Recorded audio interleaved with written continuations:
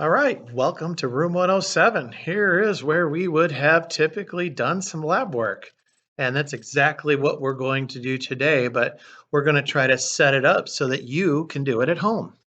All right, so what we're going to do is we're going to look at a motion of an object. And so an object that we're going to measure its position and time. And so we're going to need some stuff to be able to measure position and time. So what we're going to do is we need an object. So something that rolls, all right? Something that goes downhill. There's my chroma key. All right, so that's a green ball, but you can find things like golf balls, soccer balls, basketballs, whatever you need to be able to run the experiment. Cars can work, but if the wheels have a lot of rub, a lot of friction, it's probably not going to work well. So I would recommend trying to find something that rolls, and that'll be your best bet. Now, other odd things that you're going to need, let's take a look, is something flat. All right, so here I've got a board. And so I'm going to use that board to get the ball going and get it going in a consistent way so that I can measure it multiple times. And then I'm going to need some sort of measurement device. So this is just a standard tape measure. It's in inches. It also has some centimeters, but you can measure in any unit you have available to you. If you have to, you can use a ruler or a yardstick if you have a yardstick. Whatever works to do that. If you can't find a measuring device, you can create your own as long as it's the same size and you can call it whatever you want. Doesn't really matter for this experiment. And so what we're going to do is I've got a couple books right there ready to set up. And I'm going to take this ramp. I'm going to set it up. Boom, right?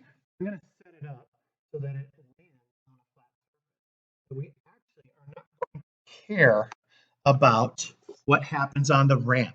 We're going to care about what happens on the table. And so you're going to have to figure out how are you going to measure where and when this object is when it's on the table.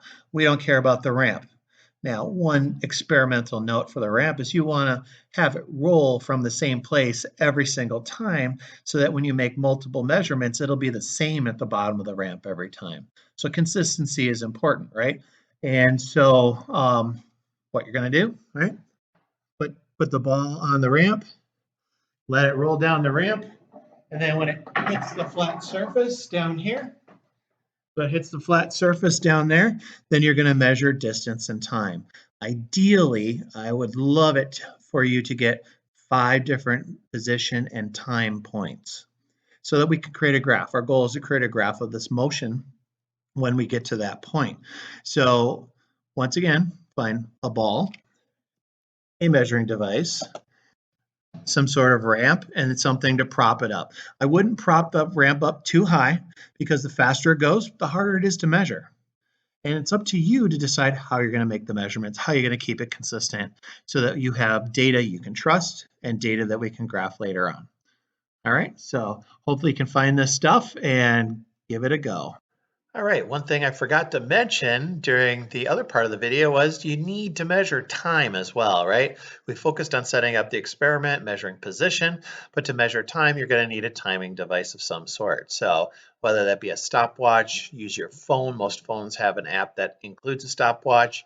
Chromebook, you can also Google a stopwatch. So you should have access pretty much multiple ways to be able to measure time as well.